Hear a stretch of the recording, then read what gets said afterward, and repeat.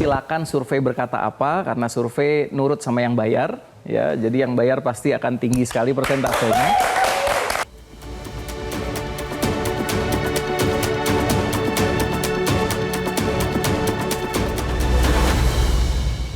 Saya harus tanya dulu nih, kenapa dipanggil Master ya? Apa itu Master? Master itu singkatan, masih terus belajar. Oh, masih terus belajar. Oke. Kirain Master apa gitu ya. Master, dua kata untuk menggambarkan pasangan Darmakun. Dua kata aja? Iya, karena kan nomor urut turun dua. Ya, 3 ke 2. Betul, siap. itu maksudnya. Siap, aman dan adab. Oke, kenapa adab? Karena setelah pandemi kemarin, adab masyarakat Jakarta, khususnya remaja itu turun drastis. Parah sekali, tawuran naik ya, angka tawuran. Angka KDRT naik. Angka yang viral-viral dan zolim-zolim itu naik gitu di Jakarta. Jadi kita fokusnya ke adab. Kita akan bentuk tim relawan pembinaan adab. Wih. Karena kita nomor 2, yaitu kemanusiaan yang adil dan beradab. Oke, kita lanjutkan dulu.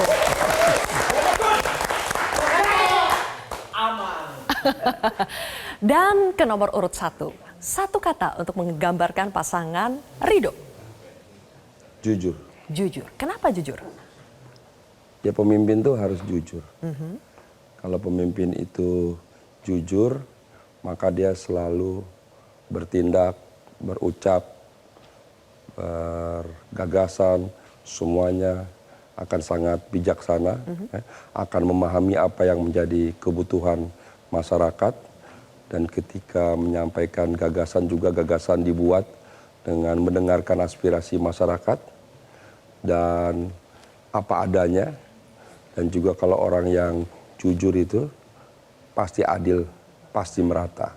Jakarta ini butuh keadilan, butuh pemerataan untuk pembangunan. Tapi dimulai dari jujur ya? Dari jujur. Oke, kita juga harus mulai dari sesuatu yang jujur, yaitu bagaimana survei terbaru dari para paslon Pilkada Jakarta. Kita jujur-jujuran, surveinya itu sekarang seperti apa sih posisi dari masing-masing paslon ini? Coba kita tampilkan di belakang layar di sini sudah ada, kami kumpulkan dari beberapa lembaga survei. Bagaimana sekarang elektabilitas dari masing-masing paslon? Ada di belakang saya, ada di mana dia?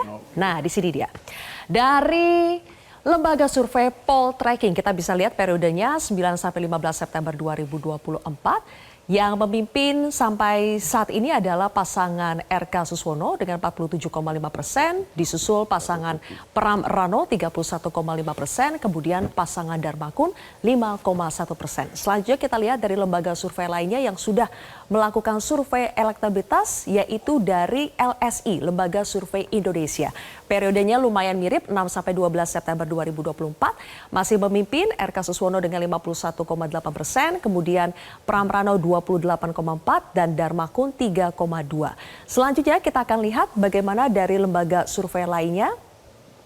Dari Veracity Data Indonesia, masih juga pasangan Ridho 48,58%, Pram Rano 32,08%, kemudian Darmakun 2,25%. Sebetulnya ada satu lagi yang masuk hari ini, yaitu dari lembaga survei Carta Politika. Belum kami masukkan ke dalam grafis, tapi saya bacakan saja. Kalau dari lembaga Carta Politika, pasangan RK Suswono itu 48,3%, kemudian untuk pasangan Darmakun 02 itu 5,6%, sementara untuk pasangan 03 Pram Rano 36,5%.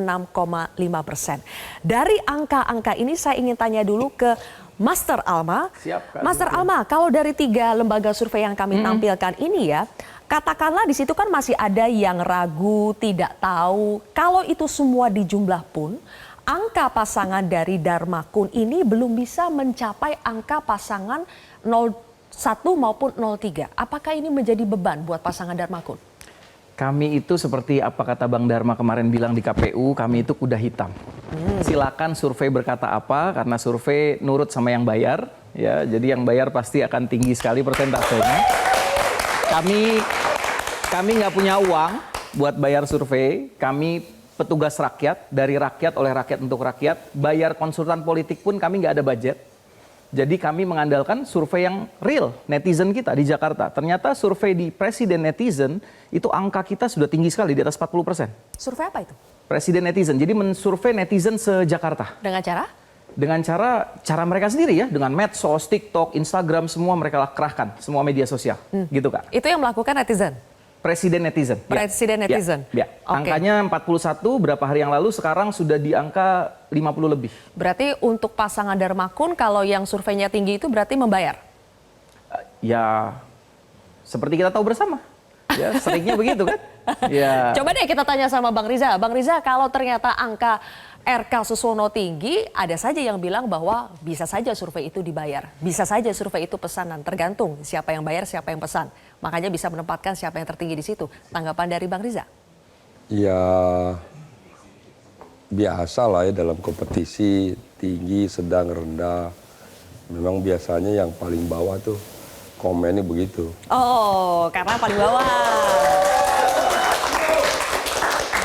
Ya komennya selalu begitu, selalu lembaga survei dianggap bisa dibayar, bisa dibeli ya. Ketika dia ikut paling kalah ngomongnya begitu. Tapi nanti kalau paling menang ngomongnya beda lagi gitu. Jadi saya kira kita bijak saja ya. Lembaga survei adalah satu lembaga yang profesional yang ingin menggambarkan potret ketika waktu survei. Apapun hasilnya kita syukuri. Kita ambil manfaat dari itu sebagai bentuk introspeksi diri bagi kita, evaluasi apakah posisi kita nomor 1, nomor 2, nomor 3 itu tidak penting. Yang penting adalah sejauh mana kita mampu mengambil hikmah, pelajaran dari berbagai survei itu untuk menjadi modal bekal kita untuk terus kampanye dan berjuang. Dan pada akhirnya nanti siapa yang mampu mengambil manfaat atau hikmah pelajaran dari survei itu, itulah nanti yang akan menang, berapapun posisinya. Oke, kalau di posisi atas enak ya ngomongnya ya.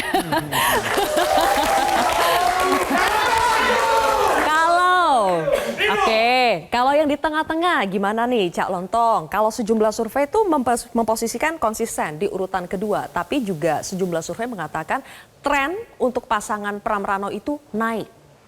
Nah, itu yang tadi disebutkan Sylvia itu menjadi hal yang penting buat kami ya.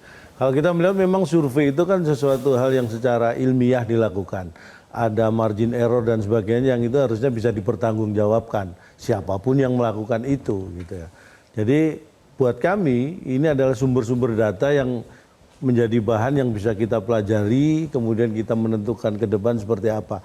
Tapi buat kita itu bukan masalah angka itu, tapi bagaimana value yang terjadi. Kayak seperti yang tadi disebutkan bahwa ada tren naik. Buat kami itu adalah, kalau tadi diurutkan ya, tadi memang yang dimunculkan itu kan tidak urut dari kronologi waktu ya. Jadi kalau dari diurutkan waktu, dari hasil survei itu bahwa Pram dan Bang Dul ini dari 28,4 tadi ya sekitar, kemudian jadi 31, sekian, dan yang paling mutakhir atau terakhir itu 36,5. Dari Carta Politika. Ya, artinya bahwa itu terjadi tren yang menunjukkan bahwa kita ini sudah di track yang benar gitu. Artinya apapun yang kita lakukan ini secara nilai, secara hasil sudah ke arah yang benar. Bagaimana kita tinggal mengamplifikasi dan lebih detail lagi melaksanakan. Itu bahan seperti itulah. Oke, sudah on the track ya. Saya kira seperti itu. Oke, Master Alma, balik lagi nih ke Master. Master mau menanggapi dulu tidak yang katanya ya kalau posisi buncit atau kalah biasanya akan ngomong seperti itu. Yang menang itu bisa jadi membayar surveinya. Mau ditanggapi dulu tidak? Jadi gini Kak Sylvia, jadi rakyat atau masyarakat Jakarta, warga Jakarta tuh cerdas-cerdas ya, insya Allah. Dan mereka tahu persis nih ada berita banyak sekali ya dari tahun 2021. Pimpinan KPK catat ada 429 kepala daerah hasil pilkada terjerat korupsi. Petugas-petugas partai yang terjerat korupsi begitu banyaknya. Dan saya yakin rakyat Jakarta, warga Jakarta sudah sadar bahwa saatnya lah independen dari rakyat, oleh rakyat untuk rakyat yang akan memiliki Jakarta Reborn ini. Sesuai tema kita malam ini. Jakarta terlahir kembali milik siapa? Kenapa milik sih warga menyinggung Jakarta. Terus soal petugas rakyat? Ya, Master Alma? karena kami dideklarasikan oleh rakyat.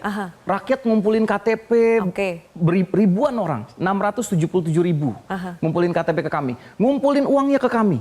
Mereka membantu kami. Jadi beda banget levelnya dengan petugas partai? Iya, yang jelas seperti yang sudah saya bilang tadi, bahwa rakyat Jakarta tidak semudah itu untuk mempercayai lagi para petugas partai. Dengan berita-berita yang luar biasa, ini saya datanya banyak sekali ya. Dan ya dari mulai 2014 sampai 2017 kan ini ada partai paling korup, ini ada semua datanya di sini. Saya pegang semua nih. Nah, seolah-olah nih Bang Riza, Ya. yang paslon berasal dari partai itu kecenderungan korupsinya itu lebih besar daripada yang berasal dari jalur independen. Bagaimana itu Bang Riza? Kak, belum ada Jakarta independen ya Kak? Nah. Jadi kita belum ada kasus korupsi independen tuh. Nah, dari jalur Ya. independen belum Ya. ada. Jadi seolah-olah yang berasal dari partai itu kecenderungan korupsinya akan lebih besar. Ya soal korupsi kan kembali pada pribadi ya orang. Tidak mesti harus dari partai. Faktanya juga yang korupsi selama ini bisa dari mana saja ya. Jadi dari daerah mana, dari profesi apa, dari jabatan apa. Saya kira yang penting sekarang adalah selain kita memastikan semua proses pilkada ini berlangsung dengan damai, kondusif, langsung umur bebas rahasia, kita bangun demokrasi, kita sampaikan gagasan, ide yang membangun, kita pastikan pembangunan ke depan ya, yang merata, yang adil, sehingga Jakarta menjadi kota yang global, jadi kota yang membanggakan, kota yang adil, yang merata, yang lapangan pekerjaan mudah dicari, air bersih mudah, kemudian perumahan juga mudah, transportasi terintegrasi, pendidikan gratis, kesehatan juga yang prima. Saya kira di antara itu yang tidak kalah penting adalah kita pastikan memang pemimpin-pemimpin yang jujur.